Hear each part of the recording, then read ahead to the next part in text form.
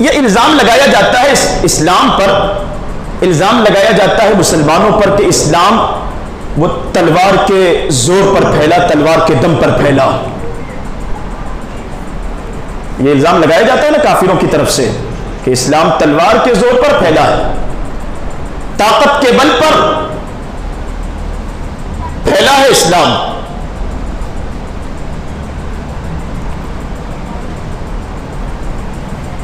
آتنکواد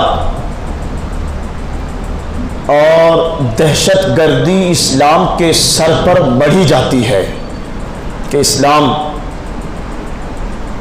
آتنکواد اور دہشت گردی کو سپورٹ کرتا ہے، ٹیررزم کو بڑھاوا دیتا ہے.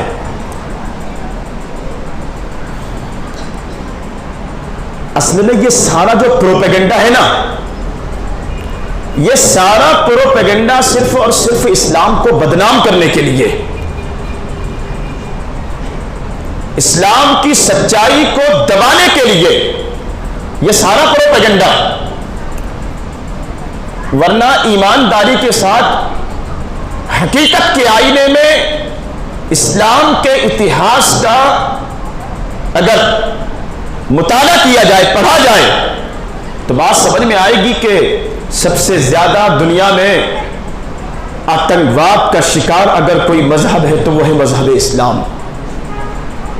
دہشت گردی کی سب سے زیادہ شکار اگر کوئی قوم ہے تو وہ ہے قوم مسلم. کیا یہ دہشت گرد نہیں؟ کیا یہ آتنکواد نہیں کہ ایک ذات جنہیں لوگ صادق الوعد الامین کہتے تھے، اعلان نبوت سے پہلے جب حضور نے نبوت کا اعلان نہیں فرمایا تھا تو پتہ ہے مکہ کے لوگ حضور کو کیا کہتے تھے؟ صادق کہتے تھے. صادق مانے سچا. کافر کہتے تھے مکہ کے کہ ہم نے محمد عربی سے زیادہ سچا کسی کو دیکھا ہی نہیں. یہ کافر کہتے تھے، کافر مکہ کے. امین کہتے تھے آپ کو. امین کا معنی ہوتا ہے امانت دار. وہ اپنی قیمتی امانتیں حضور کے پاس رکھ کر جایا کرتے تھے، قیمتی چیزیں حضور کے پاس رکھتے تھے.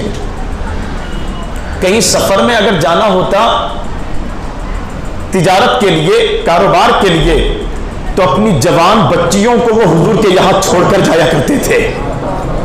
صادق الوعد الامین جسے کہا گیا، زندگی کے 40 سال تک.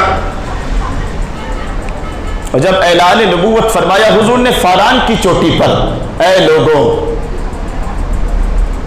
میرے بارے میں تمہارا کیا خیال ہے؟ سوال تھا حضور کا کس سے؟ مکہ کے لوگوں سے، قریش سے، دیگر قبیلوں سے. میرے بارے میں تمہارے کیا وچار ہیں؟ کیا سوچتے ہو میرے بارے میں؟ تو کہنے لگے کہ آپ سچے ہیں، آپ سچے ہیں، آپ امین ہیں، امانت دار ہیں. حضور نے کہا اگر میں یہ کہوں کہ میرے پیچھے ایک پہاڑی ہے، فاران کی چوٹی پر حضور تھے. آپ نے کہا اگر میں یہ کہوں کہ میرے پیچھے ایک لشکر ہے پوری تیاری کے ساتھ اور وہ لشکر تم پر حملہ کرنے والا ہے، کیا تم میری بات مانو گے؟ تو پتہ ہے کافروں نے کیا کہا تھا؟ ہاں ہم آپ کی بات بغیر دیکھے مان لیں گے. اپنے آپ کو پہلے منوایا حضور نے،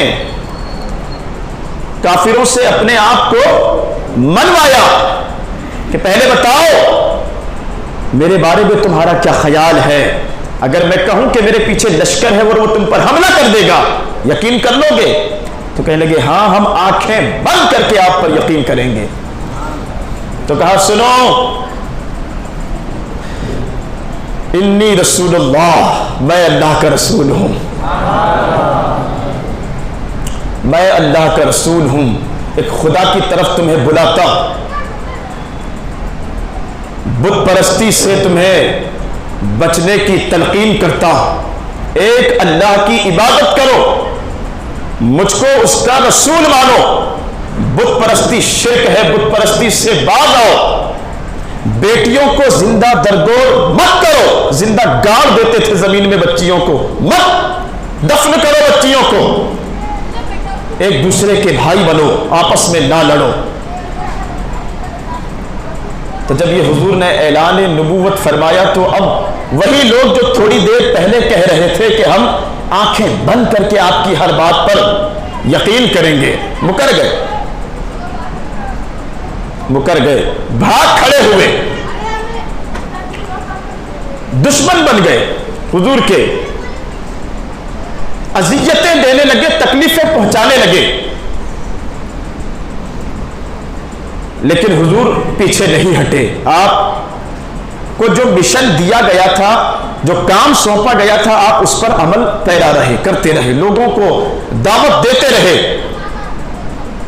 سماج کے دبے کچلے اور نچلے طبقے کے لوگ سب سے پہلے وہ حضور کے ساتھ جڑے، جو غریب لوگ تھے نا وہ جڑے حضور کے ساتھ، غلام ایمان لائے، کمزور ایمان لائے۔ اب جو لوگ ایمان حضور پر لا رہے تھے،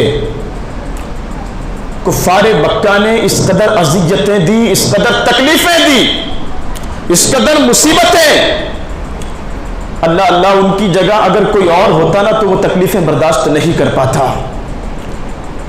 وہ ایسے پکے تھے، ہر تکلیف انہوں نے برداشت کی، لیکن حضور کی غلامی جو اختیار کر لی تھی، اس غلامی کو چھوڑنا گوارا نہیں کیا۔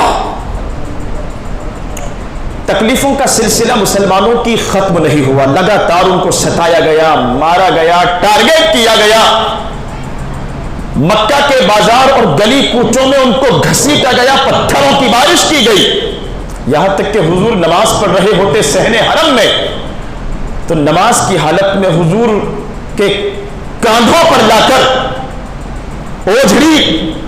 اوجھڑیاں ڈال دی جاتی تھی، اس قدر ستایا گیا کہ آخر تنگ آ کر اللہ کے رسول صلی اللہ تعالی علیہ وسلم کو اپنا شہر، اپنا وطن مکہ چھوڑنا پڑا۔ ہجرت کی آپ نے، اور آپ سے پہلے بہت سارے جو صحابہ تھے وہ ہجرت کر کر کے مکے سے مدینے پہنچے۔ ہجرت کہتے ہیں ایک جگہ سے دوسری جگہ جانے کو، نقل مکانی کو۔ اخیر میں حضور نے بھی ہجرت فرمائی مکہ سے مدینے کی طرف، اور وہ جو ہجرت کے واقعات تھے نا وہ انشاءاللہ آنے والے کچھ دنوں کے درس میں آپ سماعت کریں گے۔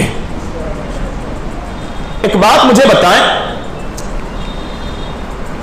کفار مکہ کو حضور کی ذات سے تکلیف تھی نا، پریشانی تھی نا، اب وہ شہر ہی چھوڑ دیا، 300 میل دور چلے گئے، غلام بھی چلے گئے حضور کے، اب تو شانت ہو جانا چاہیے تھا نا، سکون سے بیٹھ جانا چاہیے تھا، نہیں، پھر بھی پیچھے نہیں چھوڑا، پھر بھی لشکر لے کر 1000 کا لشکر تیار کر کے مدینے پر اور مدینے کے لوگوں پر حملہ آور ہونے کے لیے نکلے۔ کیا یہ آتنکواد نہیں ہے؟ کیا یہ ٹیررزم نہیں ہے؟ کیا یہ دہشت گردی نہیں ہے کہ ایک طرف ایک ذات ہے جو بھلائی کی دعوت دے رہی ہے، ایمان کی دعوت دے رہی ہے، کسی کو اذیت نہیں دی گئی، کسی کو ستایا نہیں گیا، اور دوسری طرف ان کو مارا گیا، ستایا گیا، پریشان کیا گیا، بے وطن کر دیا گیا، جائیداد چھین لی گئی، پراپرٹی پر قبضے کر لیے گئے، اس کے بعد بھی چین سے نہیں بیٹھے، لشکر تیار کر کے پہنچے حملے کے لیے۔ ابھی تک اللہ کی طرف سے مسلمانوں کو تلوار اٹھانے کی اجازت نہیں تھی، تلوار اٹھانے کی اجازت نہیں تھی۔ جب دشمن ہزاروں کا لشکر لے کر پہنچے حملہ کرنے کے لیے، تب اللہ کی طرف سے مسلمانوں کو تلوار اٹھانے کی اجازت دی گئی۔ وہ جو کہتے ہیں نا اسلام تلوار کے زور پر پھیلا، غلط کہتے ہیں۔ اسلام تلوار کے زور پر اگر پھیلا ہوتا تو دنیا میں ایک بھی کافر نہیں بچتا۔ اگر تلوار کے دم پر، تلوار کے زور پر اسلام پھیلا ہوتا نا، ایک کافر دنیا میں نہیں بچتا، ایک مندر نہیں ہوتا، ایک چرچ نہیں ہوتا، ایک گرودوارا نہیں ہوتا۔ دنیا کے کئی ممالک پر، چاہے وہ اسپین ہو، یورپ ہو، افریقہ ہو، بھارت ہو، کئی ملکوں پر مسلمانوں نے کہیں 1000 سال، کہیں 800 سال، کہیں اس سے زیادہ حکومتیں کی۔ اتہاس ہے بھارت کا بھی۔ اگر تلوار سے ہی اسلام پھیلا ہوتا تو آج جو نقشہ ہے بھارت کا اسلام کے حوالے سے وہ ٹھیک اس کے الگ ہوتا، اگر اسلام تلوار کی وجہ سے پھیلا ہوتا۔